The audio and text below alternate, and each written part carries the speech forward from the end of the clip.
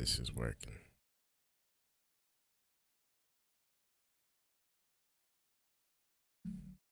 It is. It is. Thank you guys for tuning in. I haven't done this in a while on this channel. Hello, hello, hello. Testing, testing. Let me make sure it's working. Make sure it's working. All right, we good. Make sure you guys hit that like button for your boy, man. Trying to multitask here. I'm trying to multi-stream. It looks like we're live. Episode number 8. Let me make sure I'm live on the other program as well. 1 second, y'all. Bear with me. All right. We should be live on 2 platforms now. That's what I like to see. Thank you guys for tuning in, man. I appreciate y'all viewership as always. It's your boy Dgotsauce, man. Hit that like button. Hit that subscribe button if y'all are new. Make sure you guys tap in with me in the chat if y'all are here. Man, it's episode number 8. April the 13th, 2026, and we are moving forward. Been a while since if you guys are watching on the regular Dgotsauce channel, it's been a while since I've last been on here. So please bear with me. I've been streaming on Dgotsauce Live, which I will put in the chat for everyone that comes in and tries to tune in. I will put it in there so people could see, and people could tune in there. But yeah, it's been a phenomenal year so far. We're on episode number 8. I've been streaming on Dgotsauce Live. That's where the season has been streamed on, and I'm now continuing to stream on Dgotsauce, just Dgotsauce. So people, and I'm going to type the name of the channel I want you guys to go check out, Dgotsauce Live. If you guys are tuned in, I want y'all to go check them out and subscribe over there as well, because we are live on both platforms.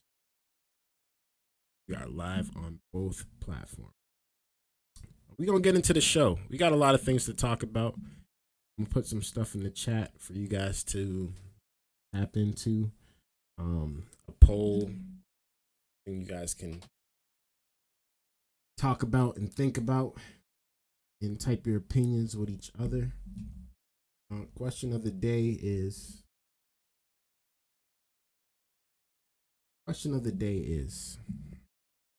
what do I want to say? Question of the day. I haven't really thought of it yet, I'll be honest, but based off of the topics that we are talking about today, a lot of it has to do with obviously gun violence. So I want to kind of talk about that, and some of it has to do with immigration. I'm going to talk about that too. Oh, there's apparently there's a man that hit a woman with a hammer in front of a gas station. We're gonna talk about that for sure. So I'm trying to figure out exactly what I'm going to put in the poll, but for now, we just get into the show and see what's going on. Make sure you guys hit that like button for your boy. Tap in, hit that subscribe button if y'all are new. Let me know where y'all are from, man, as you guys tune in, as you guys do this live, man. I appreciate y'all again. Let's get into it, man. We're going to talk about this first. Marjorie Taylor Greene is back in the headlines. And apparently he wants Trump to step down. Now, this is new news to me. I know that they had a little fallout, but this is new news to me. I didn't know she really wanted him to step down like this. So now we're going to tune in and see exactly what she got to say about this. The Middle East remains tense amid this fragile temporary truce, even after President Trump backed down from his threat to eliminate a, quote, whole civilization in Iran. And joining us now to discuss what's going on, the former Republican Congresswoman Marjorie Taylor Greene of Georgia. Congresswoman, thanks so much for joining us. I know you recently called for the president to be removed from office under the 25th Amendment to the Constitution after that threat that he made about destroying the whole civilization of Iran. The president has a long history of shocking and unprecedented social media posts. Why was this the final straw for you? Because it's absolute madness. How can any person that is mentally stable call for an entire civilization of people to be murdered, to be wiped out, to never come back again? That's what the president called for. And that shows that there's serious instability in his thinking, that he would, not only would he even say that in a private room, perhaps with his advisors, but actually go to his megaphone, his Truth Social, and post that for the entire country and the entire world. And Let me know your thoughts. This is it's unreal. This should never be tolerated. I know it's a very difficult, hard stretch to see it actually coming through, but the conversation needs to be had, and he's out of control.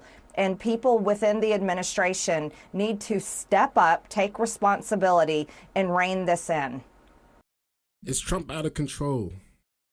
The real question. A lot of people are saying yes, obviously, because they disagree with what he's doing in Iran. And I feel some type of way about it too. But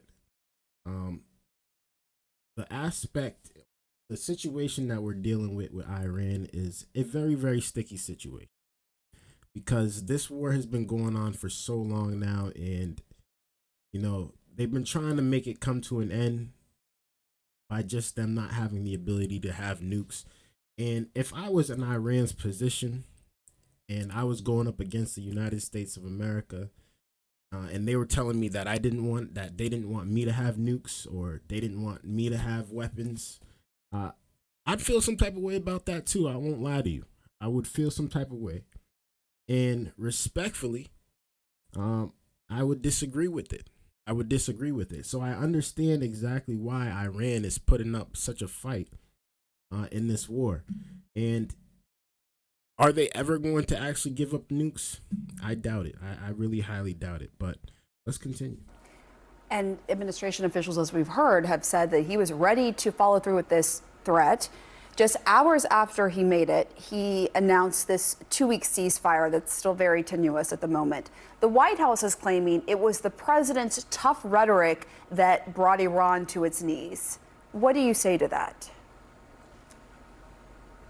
I'm sorry, that's not tough rhetoric. It's insanity. It's calling for the murder of an entire civilization of men, women, children, of innocent civilians. That is not what I would call proper or even decent negotiations. There should be negotiations happening, and they did happen. And J.D. Vance, the vice president, was the one that helped bring that ceasefire. It doesn't seem to be much of a ceasefire, but it is supposedly a ceasefire. And that happened through negotiations through J.D. Vance. And J.D. Vance did not go to his social media and threaten to murder every single man, woman, and child in Iran. Presumably, we can only presume that that would happen through nuclear bombs, because that's the type of horrific weaponry that would be used to wipe out an entire civilization. So no, I push back on that. And I think the American people fully agree. Everyone was outraged. I just want to be clear, Congresswoman, do you genuinely believe President Trump had the intention of killing Iran's entire population of more than 90 million people if Iran had not agreed to a ceasefire? Is the U.S. military, for example, even capable of that? I don't think that our good men and women in the U.S. military would want to even carry something like that out. That's the other thing.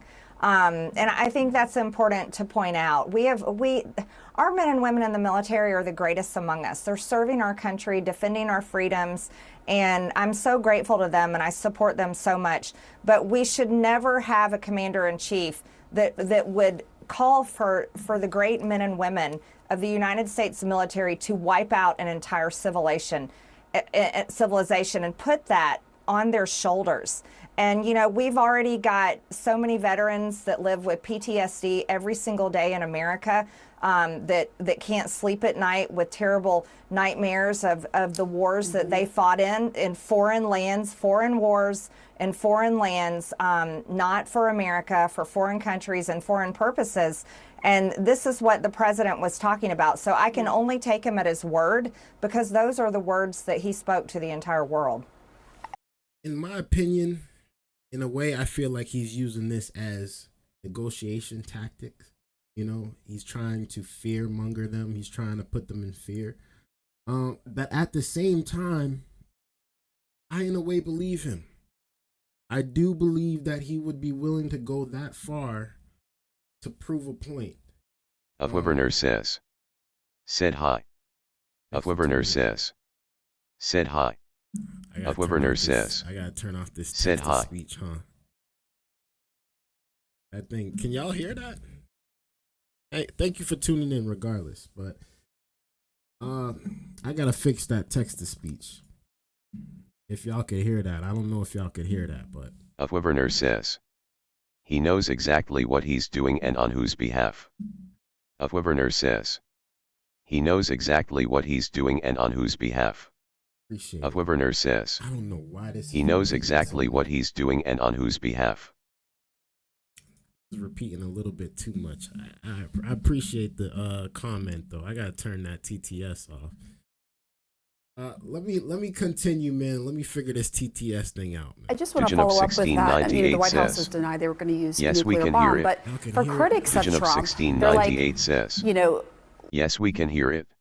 Division of 1698 says. Yes, we can hear it. One way, one truth, one life says. Yes, we do. One way, one truth, one life says. Yes, we do. One way, one truth, one life says. Yes, we do. They're saying it like 3 times. That's terrible. That is terrible. Let me turn that off. Leave that. I appreciate y'all comments, but I don't want to. We don't want to be hearing them all throughout. look, how can you say no one saw this coming? Obviously, calling for the death of a whole civilization is at a different level. But as Wolf mentioned earlier, Trump has been known for his bombastic rhetoric, right? He's been doing that for years. And I agree with you used to John. be a supporter.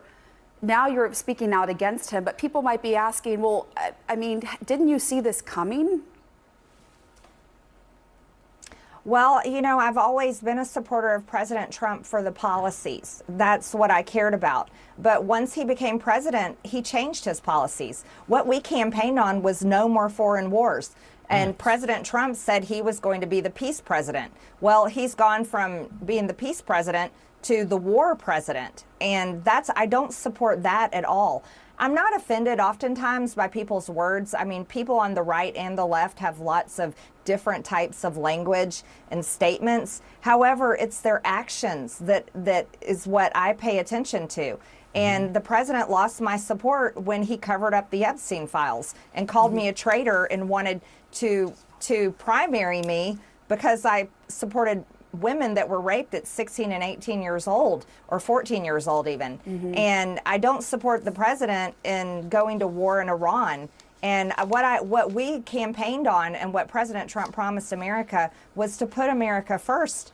And now we've got rising inflation, gas prices are going out of control, but we also have to put the blame on both parties. $100 in 2021 is now only $80 in 2026 because of the declining value of the dollar. So Pamela and Wolf, I blame both parties for this, and it's an absolute failure to the American people, but I cannot support a president that wants to murder an entire civilization.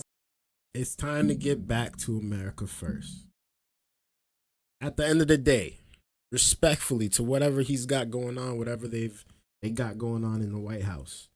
Y'all ran on a situation saying America first. Y'all ran on this. Y'all said we're going to talk about Epstein. We're going to get to the bottom of it. Y'all ran on that too. A lot of questions is not being answered. And people are just really, really tired of it. We're really tired of it. That's the sentiment of a lot of people out there that even voted for Trump.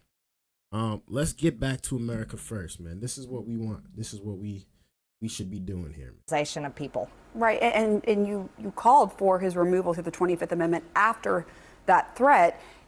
When you look at the polls, I wonder what your reaction is when it comes to MAGA Republicans, people who identify as MAGA. 9 out of 10 support this war, and that's pretty consistent across the board. How do you explain that? Well, I would explain that by breaking down the demographics of that poll. The polling that I have seen is it's mainly the baby boomers, Republicans that watch Fox News all day, every day, are the ones that are primarily, mostly supporting this war in Iran. However, it's the majority of Americans, especially 50 and under, that do not support this war in Iran. And I would argue that if the baby boomer generation, my parents' generation, whom I love very much, needs to think clearly about how a war in Iran could have long-term implications for their children and their grandchildren, and really can reconsider their support for that. We've got the Strait of Hormuz is barely open with very few ships going through. The price of oil is skyrocketing, and this isn't going to end quickly. This is going to have economic profound effects for a very long time, and it'll take a long time to get back on track, especially if this war continues and continues to escalate. He was doing such a good job at first. Gas prices, getting more jobs coming in. Again, people wanted these things, trying to lower taxes and giving people breaks, but the stuff that is going on right now it's just not what we want. It's not what we looking for. Get back to bringing the prices down. Get back to putting more money in people's pockets. Get back to protecting American citizens, American people. It was good. It was good, but now it's not looking so good, man. I gotta be honest. We're starting to see a little bit of a decline, and I hope that he can turn it around. I hope that he does the right thing moving forward, but I think he's just being, at this point, it's not even like I feel like he's being controlled, but I feel like he just had his own agenda, and he's trying to run that out right now. That's what it's looking like. So my prayers are with those that are negotiating a ceasefire and a peace deal. I very much hope that J.D. Vance is successful, because it seems to be his voice. We don't want to see Iran disappear. We don't want to see Iran get nuked. We don't want to see people getting blown up in the Middle East. We don't want to see Ukrainians dying. We don't want to see none of that. We want the world to be at peace. We want the world to prosper. We want, obviously, we still want to be the number one country, but not in this way. Not in the way of we have to take over other countries and prove a point. We already know we the best. We realize that we got the best technology. We got the best military. To now be going out there and using it at a time where everything was just going so smoothly, I just disagree with that, man. Is the one that is really pushing for peace and to end this. He was opposed to the war to begin with, as there's been many reports that have said that.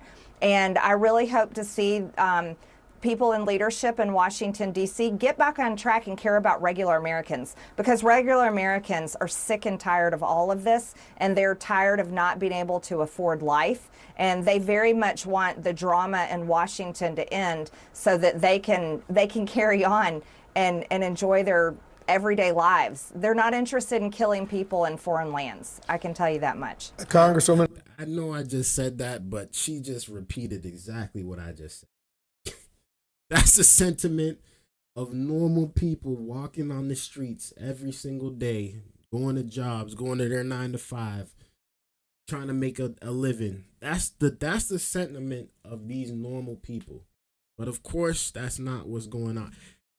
There's a point in time where, you know, you can't just agree with everything that somebody is doing. Even me, as you're viewing me, like, I'm sure not everyone in the chat agrees with 100% of what I'm saying. And that is okay. That is fine. But to be up here and to say, yeah, I want to see the death of Iranian people, that's wild behavior. That is wild behavior, man. Just being with honest. Congress out of town on recess once again right now, we really didn't hear the Republican leadership respond to President Trump's threat to eliminate an entire civilization. We did, however, see many Democrats join you in calling for President Trump's removal from office. What do you make of the fact that you seem to be more on the side of Democrats on this specific issue rather than your own party? What do you think? Just to be clear, Wolf, I'm not a Democrat, so I want to make that clearly known. None of my positions have changed. But I think I'm one of the few honest Republicans willing to talk about it. Everyone else is just afraid to speak out against the president because they're terrified of having an ugly truth social post dropped on them or a primary challenge like what's happening to Thomas Massie, supported by dark money from billionaires that don't even live in Thomas Massie's Kentucky, the 4th District of Kentucky. That's what other Republicans are terrified. So they won't speak up. They're cowards. And I really have to call out the speaker, Mike Johnson, who calls himself a Christian. I don't know how he can stand by those words. That's what was so offensive to me. Any Christian serving in Congress or serving in the Senate and serving in the administration really needs to take pause and ask themselves, as a Christian, do you really support the president calling for the annihilation, calling to wipe out an entire civilization of people? And I don't think you should, because that's not what Jesus said, and that's not what Christianity is all about. And so I think that, yeah, I'm probably one of the few. It was me, Tucker Carlson, Alex Jones, and a few others that are willing to call it out and speak out against this, because we're willing to be honest. It's not about aligning ourselves with right or left or Democrat or Republican. It's about being honest. Wow. As for the ceasefire, the president is In the Middle East. Wow. And now he's all calling them traitors. He's calling them fake news. He's calling them deranged. Got Trump derangement syndrome. Like, the name calling, it was cool when it was like campaigning time, but now that it's here and you know, y'all was really on the same team, and now y'all acting like y'all not on the same team no more. It's sad to see. It's really, really sad to see. Like, this is what we talked about. This is what we talked about. I'm not trying to have you please all my needs, but yo, this is what we ran on. So why now all of a sudden it's a different story? It's a different story. But let me know y'all thoughts, man, down in the comments below. I'd really like to know y'all thoughts. Thank you guys so much for tuning in. I appreciate y'all viewership, man. Make sure y'all hit that like button for your boy as we get into the next, man. See what's going on with the poll. Is Trump out of control is the question of the day, and 66% is saying absolutely. Talk about it, man. Let's talk about it as we get into this next subject. It looks like there was a California deputy killed, and then the suspect was ran over by a car that killed a police car. Let's tune into the video and see what's going on out here in these streets. We intentionally ran him over. Don't shoot at cops. You shoot at cops, we're going to run you over. He got run over. He got what he deserved. That's it. It all began with bullets flying in a Porterville neighborhood. This dramatic video showing law enforcement officers running for cover. Tragically, Tulare County Sheriff's Detective Randy Hoppert was shot and killed while serving an eviction order. And then an hours-long standoff taking place before that gunman was spotted wearing tactical gear and moving between houses, and then run over and killed by a Kern County Sheriff's Department Bearcat. Eyewitness News reporter Leanne Suter following this story for us tonight. Leanne.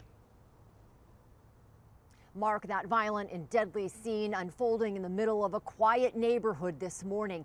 It all began with what was supposed to be a civil eviction order. It ended in the deaths of that deputy and his killer. A barrage of bullets and a deadly gun battle with a heavily armed man claims the life of a Tulare County Sheriff's deputy. Or advise me to put down the gun and stay inside his residence. Shots fired, shots fired. Officer down. Take cover. The Bearcat. Shots fired, shots fired. Officer down. No shots fired by the suspect. After an hours-long standoff and repeated shootouts, the gunman finally taken down. One of the Bearcats ran over him and killed him. We intentionally ran him over. Don't shoot at cops. You shoot at cops, we're going to run you over. He got run over. He got what he deserved. The sheriff says 35-year-old Randy Hoppert, a 6-year veteran of the department, was shot and killed as detectives were serving an eviction notice at a home in Porterville between Bakersfield and Fresno. Investigators say the suspect, 59-year-old David Morales, was expecting law enforcement to arrive for the eviction and was lying in wait. They were immediately met by a subject with a rifle. Gunfire immediately exchanged between the officers and our suspect. The sheriff says Morales was armed with a high-powered rifle, the violent gun battle continuing throughout the day as negotiators tried every tactic to get him to give up. Basically, he said he's going down in a blaze of glory and he ain't going down peacefully. He made that very well known. He says when Morales finally left the home dressed in tactical gear and camouflage, hiding in neighbors' yards and firing at armored vehicles, the decision was made to run him over. Deputy Hoppert died at the hospital, leaving a department and his family devastated, all due to the action. Cops got a tough job, man. I would never want to be a cop. I'd never want to be a cop. I'm not gonna be out here risking my life. Nah, not in this way. Like, if you come to my property, yeah, all right, cool. I'm gonna risk my life, but I'm not gonna go out my way and go be a superhero, try to save the day. No, I got a family I gotta get back home to. But I respect all the good cops out here that are trying to just do their job and keep society safe in some type of way.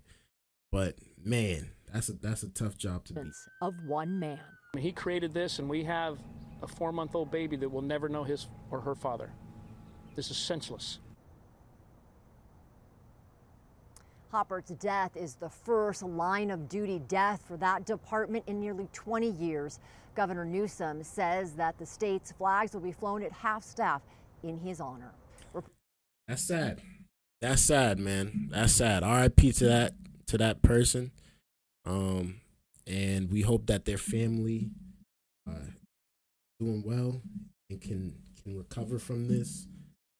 We pray for a lot of peace in this world, because a lot of people, man, really tired of this violence. A lot of people are tired of people getting shot and killed accidentally, purposely. It doesn't matter. We tired of seeing it, man. We don't want to live like this. We want to live in a nice, comfortable place, where people get along, people do good for each other, and life goes on. But the violence, man, and we got it. It's so senseless in America to the point to where, like, we just comfortable with it. We just all right with it now. This is just a normal day in America. It's a normal day. It's crazy, man. I don't think like there should be like insane consequences for people to like kill each other, but like, why are we out here really trying to kill each other?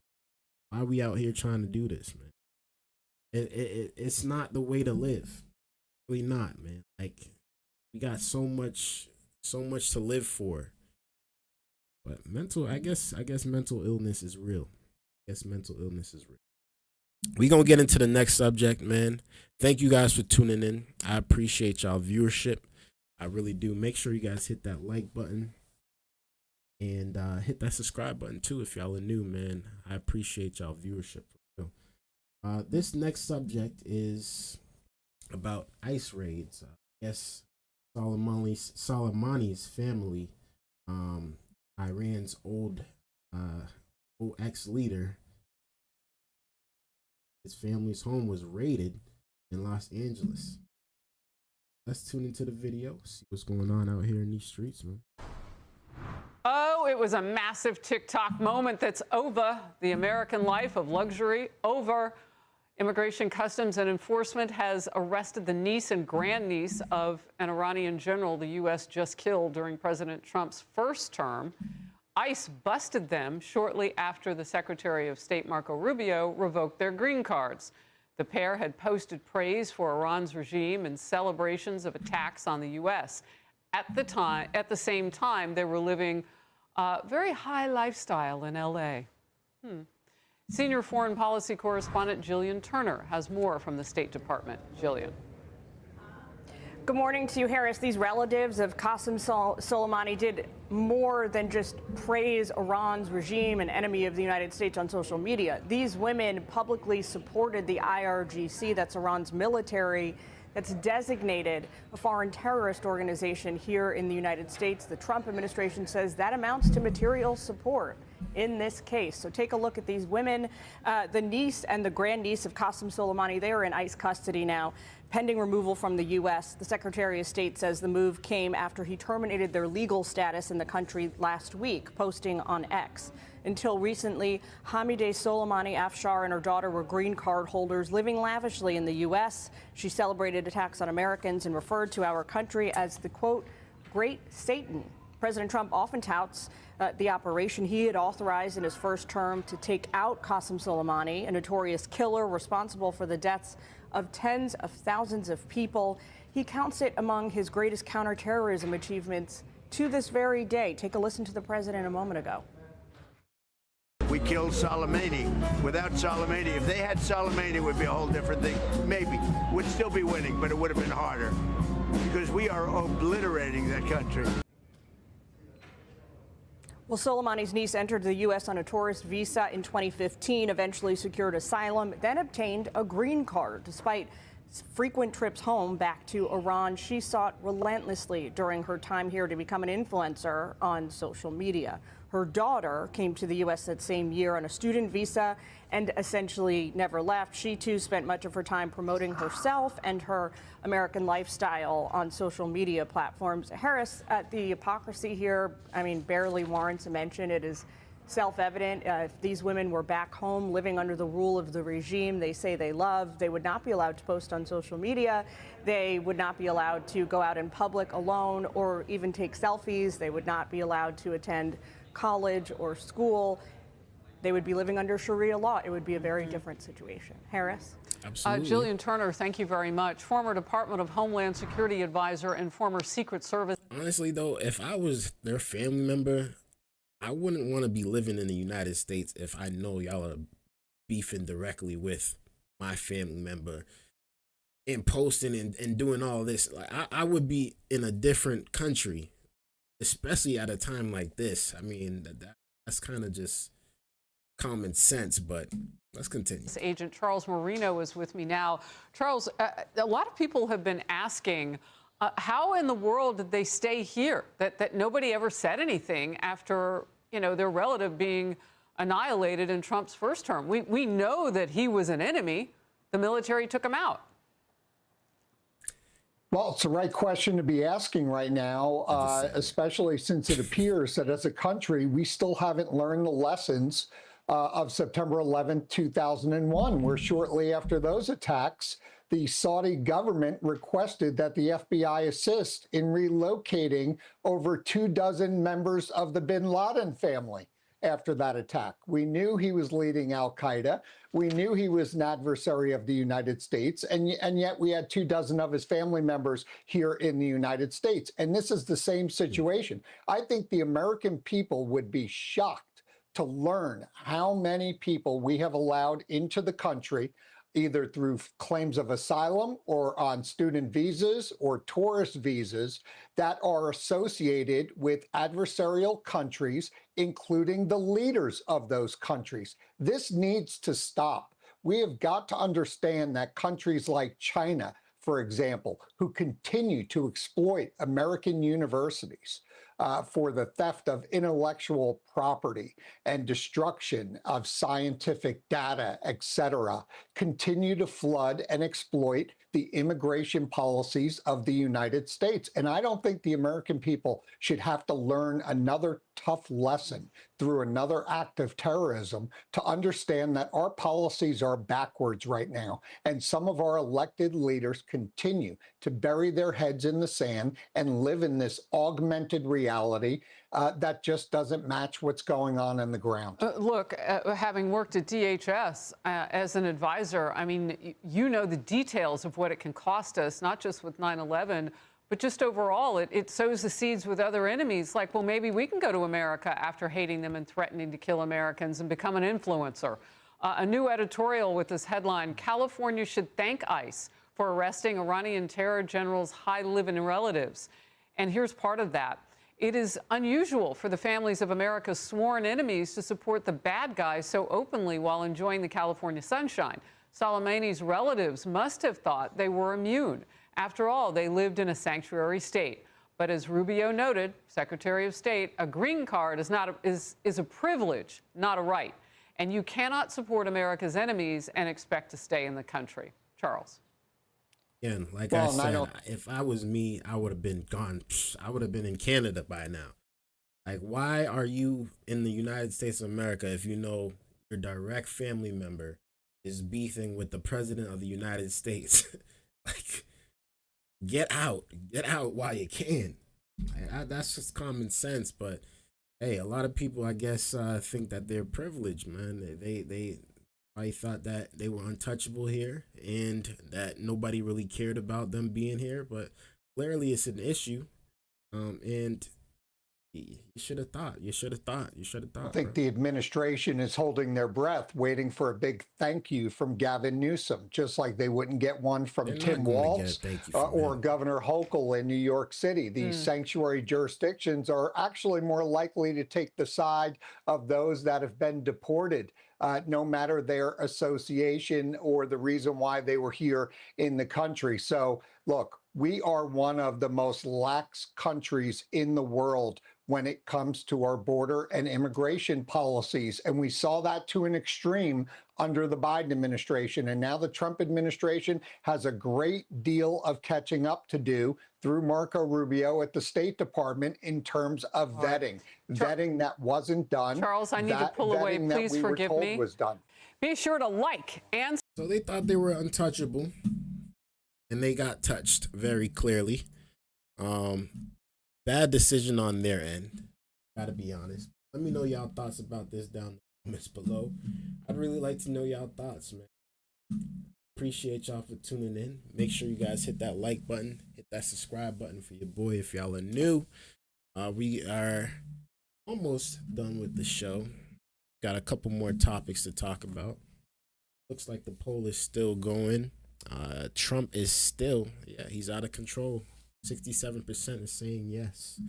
67% are saying that Trump is out of control, man. Let's get into the next subject. We got a Atlanta rapper got shot. She was pregnant. Went into the video. Going on out here in these streets. A rapper's family speaking out after she was found shot to death in Atlanta. Why they say she was targeted. Hey, thank you so much for joining us here on 11 Alive and streaming on 11 Alive Plus. I'm Faith Jesse. And I'm Cheryl Preheim. We begin with a story you'll only see here on 11 Alive News. A rapper's family identifies her as the woman shot to death in southeast Atlanta. That's right. 11 Alive's Chase Howell spoke to the family who believes she may have been targeted because she was pregnant. According to the family of Qualisha Barnes, she was 14 weeks pregnant when she was shot 4 times in the face. Probably because I know I'm worth a million. You may know her by her stage name, Sididdy. The only Diddy in my city with a lit wrist. But those closest to her know her as a daughter and a sister. I know her as Qualisha. I know her as Lily. I know her as we in the same house in the same bed. That's what I know her as. All that friend stuff, I don't care about none of that. That was my sister. That was my baby. Give us the strength that we need to survive. Hand in hand in prayer, the family of Qualisha Barnes asked God for strength while coming to terms with her senseless killing. And it's moments like this that are helping them deal with her death. Generally, if you met Lily, you instantly loved her. And she was such a jokester, you know. She liked to laugh, and she always cracking jokes on me. Barnes's mom, Francine Lopez Stewart, says her rap name fits her perfectly. She loved makeup. She loved dressing up. She loved beauty. So, and she was a ditty. But Barnes wasn't just a rapper. She was also an aspiring nurse. And she made for Diddy? She loved beauty. So, and she was a ditty. But Barnes wasn't just a rapper. She was also an aspiring nurse. She made the dean's list. She had like 2 more semesters to go. She was so proud of herself, and we were so proud of her. As for what justice looks like, Lopez Stewart says seeing not just one person held responsible, but multiple, because she believes her daughter was set up. If you instigate something that causes a murder, then you need some kind, you need something. You know, I think you need to go to jail too. According to Barnes's family, she had been living in the metro Atlanta area for about 10 years. As far as the investigation into who may have killed her, well, Atlanta police says that's still under investigation. Interesting. Pregnant rapper gets shot and killed in Atlanta. That's a tough situation. R.I.P. to her. R.I.P. to her. Family doesn't comfort. Gotta stop this senseless violence. Gotta get back to just loving each other, man. Real talk, man. Got a people coming in here saying, "Go Trump." Go Trump, go Trump.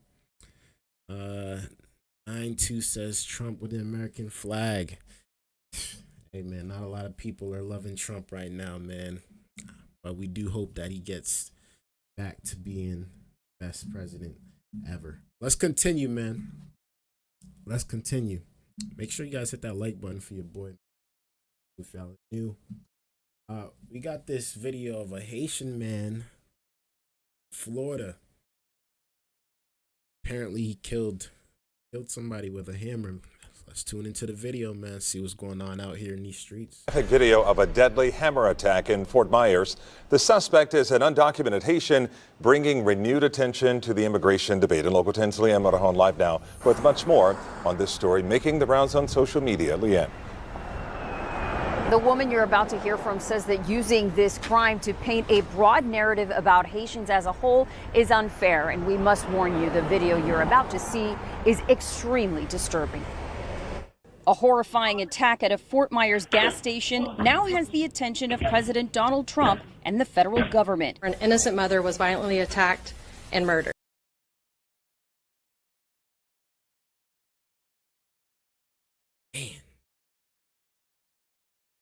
Man, I don't know if I should play it on YouTube.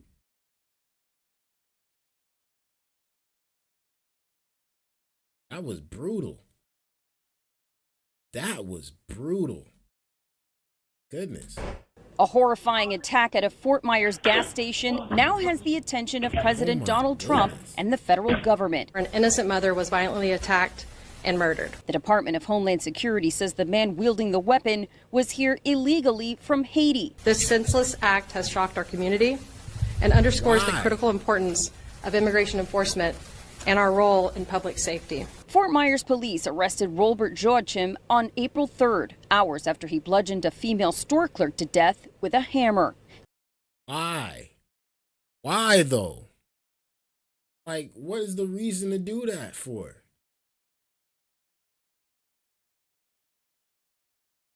It can't, like, this can't be real. Like, this can't be like life. Somebody actually wanted to do this to a person in real life, bro. Like, yo, what is going on in these people's minds, bro? What is going on? This is disgusting behavior, man. Disgusting behavior. And I know it's not all Haitian people. We know that for a fact. But whatever is going on in his mind particularly, He's tripping. He's bugging out. DHS sent a news release about the incident, highlighting that Joachim entered the U.S. illegally in 2022 and obtained temporary protected status under the Biden administration, which expired in 2024. Posts of the video on social media went further, with DHS saying these are the consequences of importing the third world. President Trump echoing that statement, posting the full video of the victim's murder unedited and saying the crime was reason enough to end TPS for all Haitians. Quote, "This one killing should be enough for these radical judges to stop impeding my administration's immigration policies and allow us to end this scam once and for all." It isn't fair. France V. Jarboff is an attorney and a daughter of Haitian immigrants. It's not uncommon for this particular administration to identify one particular person from one group and try and push a narrative to say that immigrants from this community or that community and are doing or responsible for something like this. So she sees this. Yeah, no, it's not. It's not all Haitians for sure. But again, there is laws for sure that we gotta follow here. Shout out to Vinny. There's laws that are here that we gotta follow, and this is one of them that you cannot do. It's as simple as that. And I think the average, the normal, and the regular person knows this is not something you can do. Like, this is wild behavior, man. Real talk, man. This is wild behavior. Ain't no reason for somebody to be out here doing this like this in the streets. No reason at all. It's kind of crazy that we even seen a video like this. Like, people do some wild stuff in America, but this is definitely different, man. This language is a continuation of smears on the Haitian community. They're eating the dogs. While that was particularly debunked, people kept looking at Haitians thinking, is this true? Could this be true? She says TPS for Haitians is still desperately needed. By not granting TPS or not extending TPS, you're sending tens of thousands of people, hundreds of thousands of people, frankly, to potentially go to a country where it's completely unsafe and they may be killed.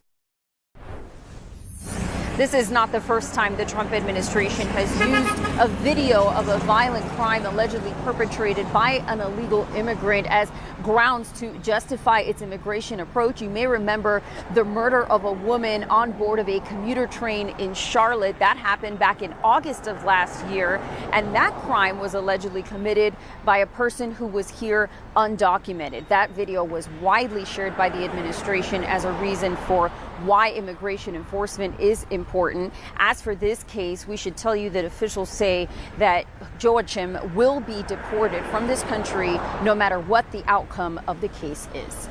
Of course. He's out of here. He's out of here for sure. No doubt about it. He killed somebody with a hammer. Like, I'm surprised they're not trying to, like, do something more with this. To be respectful. This is bad behavior. This is bad behavior, man. But let me know y'all thoughts about this down in the comments below. I'd really like to know y'all thoughts, man. Vinny says, I'm really starting to believe that the people that are coming, those ones, wait, hold up. The people that are coming, the ones we see in the news are not all there. Or like their mind ain't all there. Absolutely, I agree. It's clearly his mind wasn't all there if he got the comment, like, why would you get a hammer and go, like, for no reason? They didn't try to shoot you. They didn't try to kill you. They didn't try to take you out. You just went in your mind, and his mind is cracked. For sure. He's a cracked bottle. He's a cracked bottle, man. Somebody said every Democratic president in history lowers the deficit and gives us deflation and makes the economy stronger. Everyone? I don't know. I don't know about everyone. I don't know. We might have to fact check that one, but thank you for tuning in. I appreciate it. We need some type of kind of intelligent check. If they can't pass them, send them back. Honestly, that's hilarious. Oh man, ain't no way of really knowing if a crack bottle is here or not until the bottle cracks, for sure, man. Sure. All right, we're gonna get into the last subject of the day. Apparently, Iran is asking for fees at the Strait of Hormuz. Let's tune into the video. Streets. Thank you guys so much for tuning in. I really do appreciate y'all. Let's continue. Here we go. President Trump says he's optimistic about working out a deal with Iran as Vice President Vance gears up for high-stakes peace talks in Pakistan. But Iran's supreme leader is already complicating the process by floating plans to take over the Strait of Hormuz and demanding fees. Trey Yinks joins us live from Tel Aviv with the details. Good morning, Trey.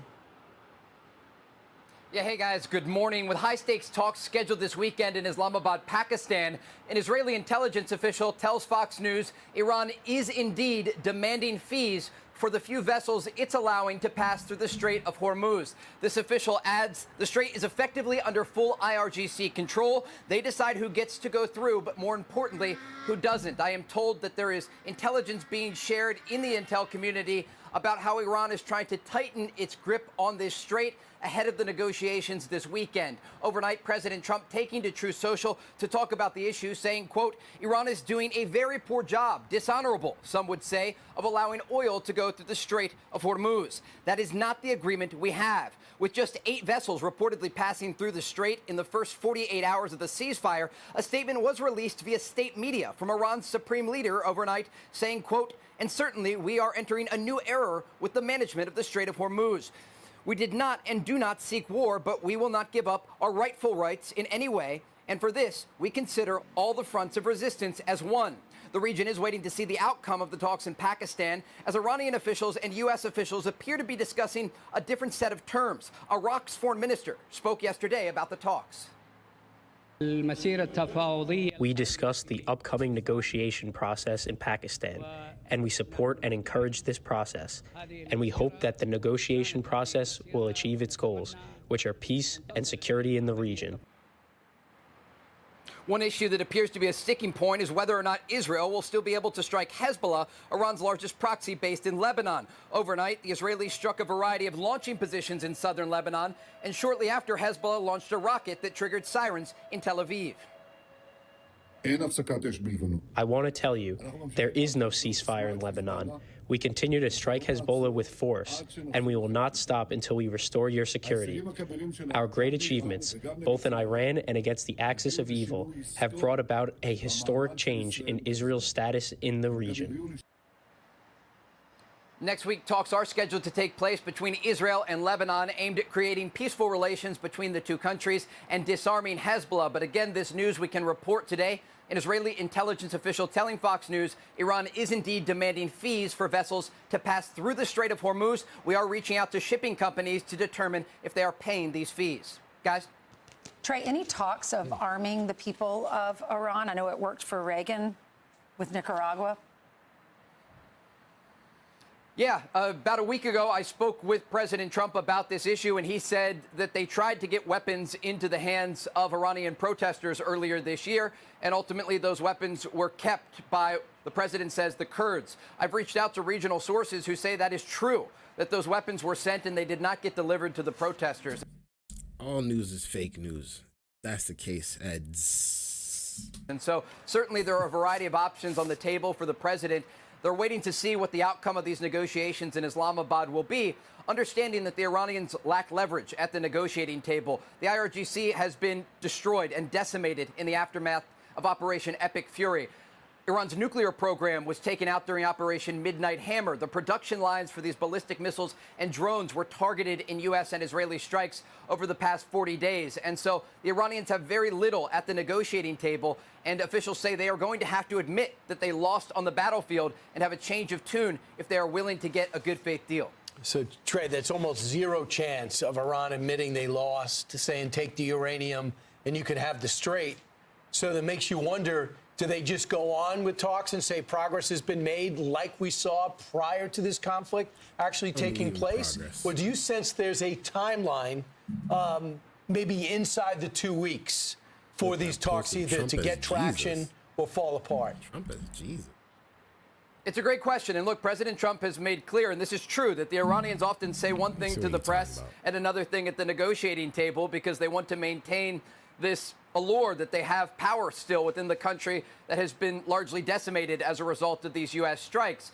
But we're looking at a variety of issues here, and we are seeing, at least publicly, a difference in the positions being presented by the Americans and the Iranians. The president earlier this week said that Iran has agreed to allow a team to basically go. Let me show y'all this real quick. Let me just show y'all this real fast. Trump as Jesus. Y'all see this? Y'all see this? This is what you talking about? Man. In my church, they would say this is blasphemy. This is blasphemy. Oh man, let's continue, bro. Let's continue. To where these nuclear facilities had this enriched uranium, dig it up from where it was buried in the aftermath of Operation Midnight Hammer, and remove this highly enriched uranium from the country. The Iranians, just this week, their top nuclear chief said they're going to maintain the ability to enrich uranium. Then we have the issue of the Strait of Hormuz, where we know the president has demanded this passageway be opened. And the Iranians are sort of playing games, still not allowing vessels to freely flow through. And according to our reporting, demanding fees from those that are able to make this critical journey. And then finally, you have this broader issue of a program that not only supports regional proxies like Hezbollah, Hamas, and the Houthis, but also an internal ballistic missile program that has threatened U.S. forces and allies across the region. And so unless the Iranians are willing to make serious concessions after they suffered this defeat on the battlefield, then the region would likely return to some sense of conflict. All right. Great reporting, Trey. So you gotta disrupt the political leadership. And although we have killed, along with the Israelis, a lot of that structure, that's insane, much man. of it still remains in place. So you got two options. Either you take them out or the people uprise and take them out themselves. They don't have the weapons right now to do that. So I think when you had the general on and he was talking about us being on the 5-yard line, that has to happen. Not necessarily for regime change, but you're only delaying maybe 10 more years before they try to do this all over again. And the general said that the Iranians, they're masters at delaying these negotiations. And he said everything that they value is on the table. We want them to give it up. I'm Steve Doocy. I'm Brian Kilmeade. That's hilarious. Yo, y'all are funny. Y'all are funny. Oh man, thank you guys for tuning in. I appreciate you guys. Let me pull this thing. This is funny, y'all. People, the internet is out of control, man. The internet is out of control. Y'all see this, man? Y'all see this? This is our president, man. This is our president. They got him here trying to resurrect Epstein. People.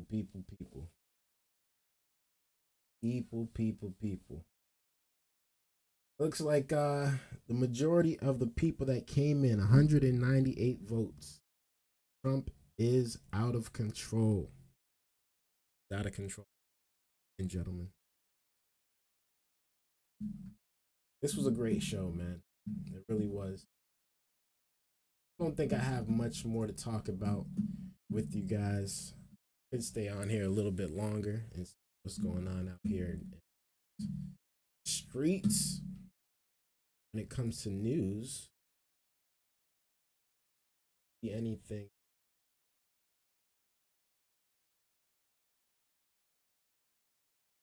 Speak about, unless y'all want to speak about, want me to review something.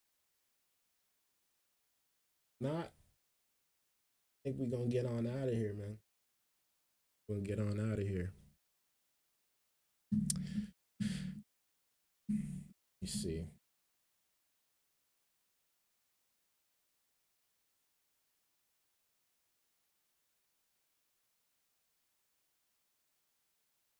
Trump is Jesus trying to resurrect Epstein.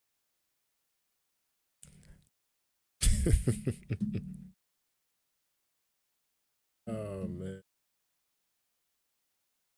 We can see. This is what the internet does. This is what the internet does, man. It's a whole lot of odd behavior on the internet.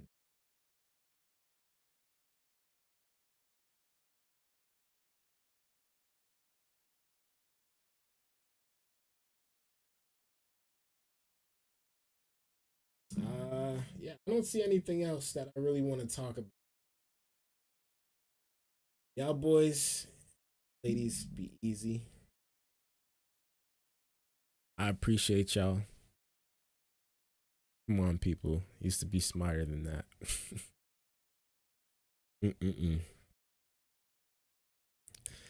This is it's the presidency. Presidency school chat, you idiots. Trump is different, man. Trump is different at the end of the day. He's like no other president that we have seen before, man. It's just the truth. It's just the truth.